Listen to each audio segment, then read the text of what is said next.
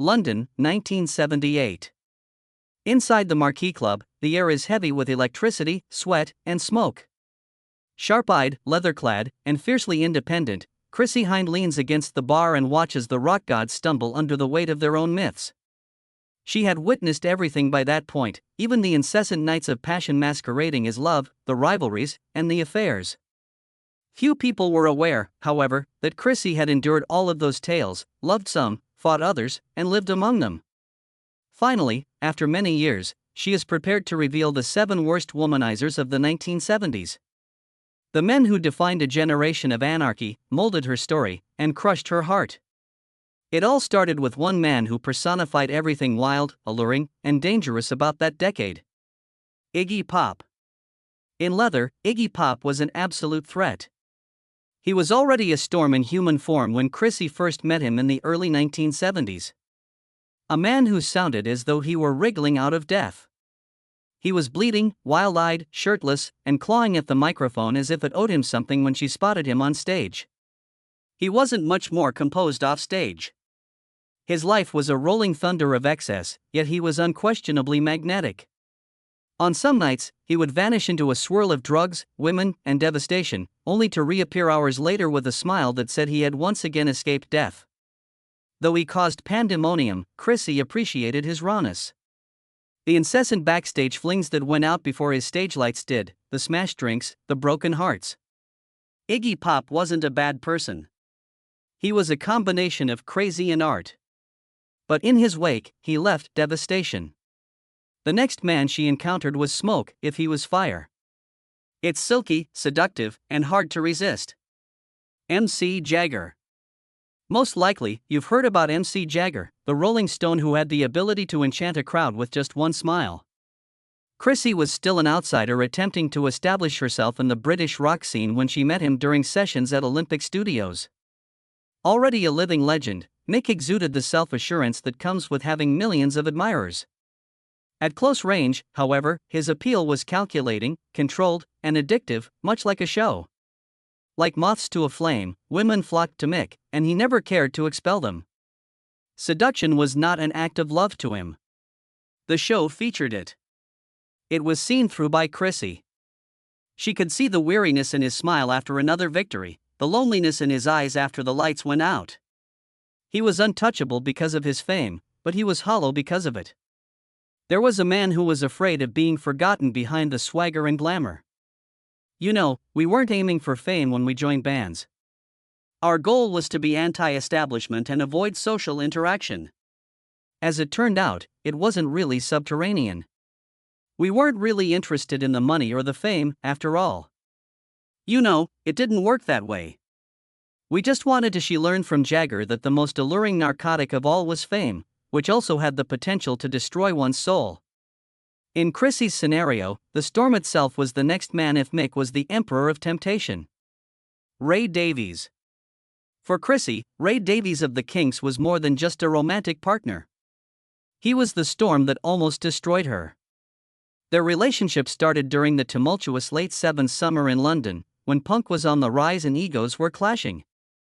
Already a legend, Ray was a sharp-tongued genius whose lyrics had the power to break hearts. He was alluring to Chrissie, a man whose moods fluctuated like the weather and whose mind blazed with genius. Their love was spontaneous, electrifying, and completely unstable. They would write together at night, their chemistry blazing across the room, only to have a wall-shaking dispute at the end of the night. One minute he was pleasant, the next he was harsh. He was already brittle due to his fame, and Chrissie's increasing success only made him more envious. Although they were never equal, he wanted her close. He was also enraged by the very freedom that attracted him to her. Their altercations were rumored to have occurred in London. Two creative titans engaged in a conflict that neither could prevail in. There were also touching times. After the commotion, there would be calm mornings when they sat with coffee and smokes, the air heavy with unsaid regrets. However, those times were short.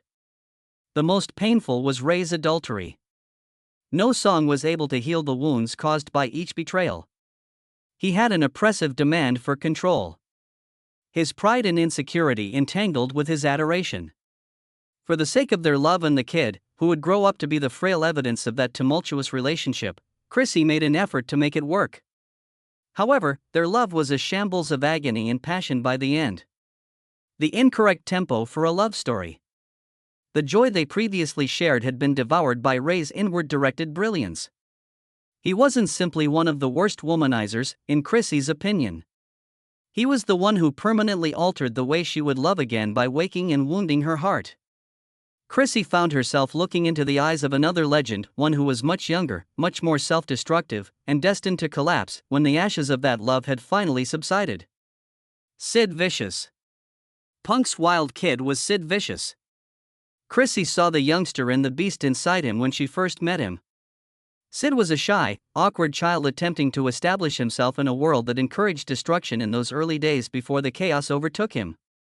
She recalled him frequenting London bars, his eyes flitting between awe and perplexity, his leather jacket too large for his slender body.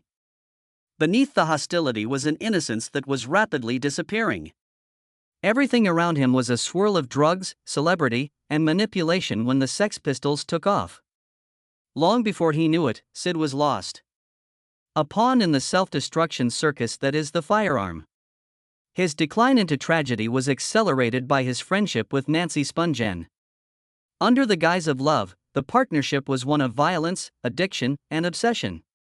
Chrissie observed the scars, the anxiety, and the way they seemed to be surviving solely on each other's suffering. She attempted to remind him that there was life outside of chaos and to guide him in the direction of normalcy. However, Sid had already given in to his own legend. On certain evenings, she would witness him stumbling through the streets of Soho with his eyes glassy and his laughter resonating through the darkness like a ghost's warning. He was utterly untethered, yet not mean. The world expected the youngster to be a monster, so he pretended to be one. She felt hollow but not shocked when Dad passed away in 1979. No music could fill the void left by the news. In a conventional sense, Sid was not a womanizer. He was not charming. He ate. He ate up all the energy, love, and life in his surroundings until nothing remained. Chrissie, who was observing from a distance, realized that she had just seen Punk's saddest prophecy come true. Every woman who approached him paid the price. Lemmy's chaos, however, was thunder loud, unrepentant, and strangely consoling if Sid's was a hurricane. Chrissie described Lemmy Kilmister from Motorhead as a contradiction, a womanizer with an odd sense of pride. Since her early days in London, they had been good friends. Drinking together, making jokes, and realizing that neither could be anyone's. Unlike others, Lemmy never lied about his love for women, even though he had many. Beneath the grim exterior, he was compassionate and brutally honest. His ability to make a woman giggle while drinking whiskey and then lean back with a smile that said he'd seen it all and survived it twice was disarming. They would spend hours discussing politics, music, and the ridiculousness of celebrity in dimly lit bars in London. He was a gentleman shrouded in pandemonium, yet beneath the ruckus he was compassionate. But his way of life, nights filled with booze, incessant affairs, and a never-ending cycle of lovers, was a gradual kind of suicide. The road, the music, and the moment were where his heart belonged. Chrissie was aware that Lemmy was impossible to despise but hazardous to adore. She always felt a grief beneath his tough demeanor, and he treated her with respect, which was uncommon in that world. His candor might be really hurtful.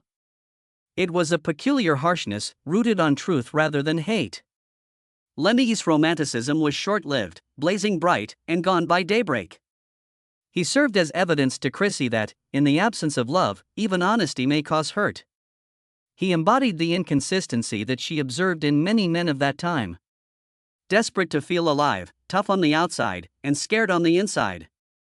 A different kind of anarchy, sleeker, sadder, and painted in the neon of New York City, however, started to emerge as Lemmy's laughter reverberated into memory. His name was Thunders, Johnny. The New York Doll's Johnny Thunders was a buddy and a potential source of heartache. Their paths crossed in the gritty, punk underbelly of New York while Chrissie was relocating between London and the city. An adrenaline-fueled, neon-lit universe. He was dangerously handsome. His instrument screamed like a confession, his cheekbones were sharp, and his voice was shattered with pain. As a female poet who preferred chaos than intimacy, Johnny embodied the epitome of a doomed romantic. Women circled him every night, believing that love could heal the damage caused by addiction and mistaking his brokenness for depth. No one could save him. He was constantly pursuing an unattainable goal. Maybe the next high, or perhaps peace and redemption.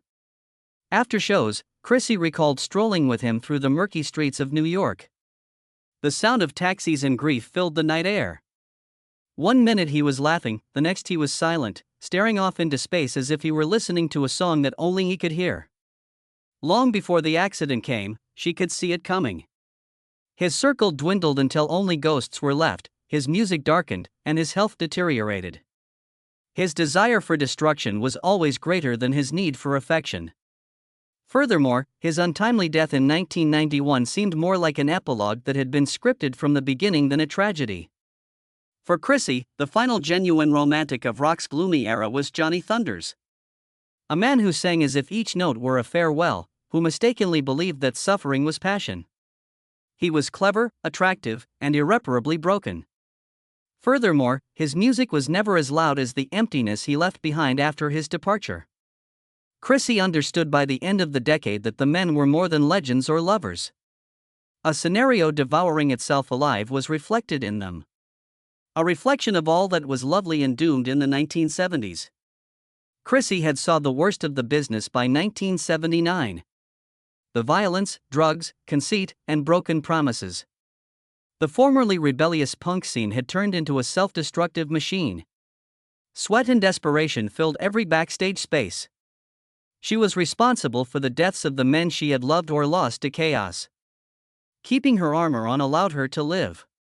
Her guitar, her leather jacket, and her keen tongue. She continued to write despite others burning out, driven by rage rather than popularity. The worst womanizers, she discovered, weren't born that way. They were produced by a society that penalized sincerity and rewarded recklessness. One truth persisted even after the commotion subsided, the lights went down, and the audience dwindled. They were all outlived by Chrissie Hynde. Years later, Chrissie sits on stage with her instrument lowered and her eyes fiercely lit up. She hears something different from the roar of the crowd.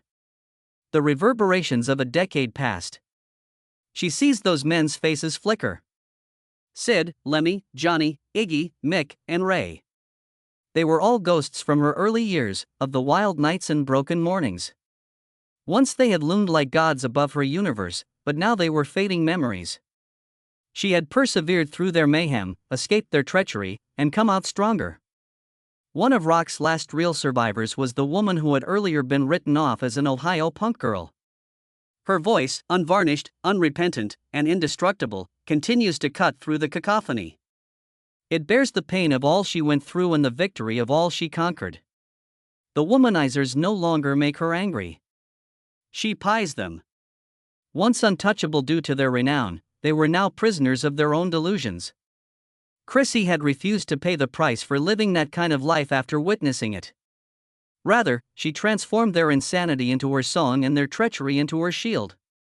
Her eyes wander across the sea of faces, young and elderly, as she strums the last chord, and they all sing back to her what she has said. She is at peace in that instant. Because she ultimately outlasted them rather than just exposing the worst of them. And she now owns the truth and the music.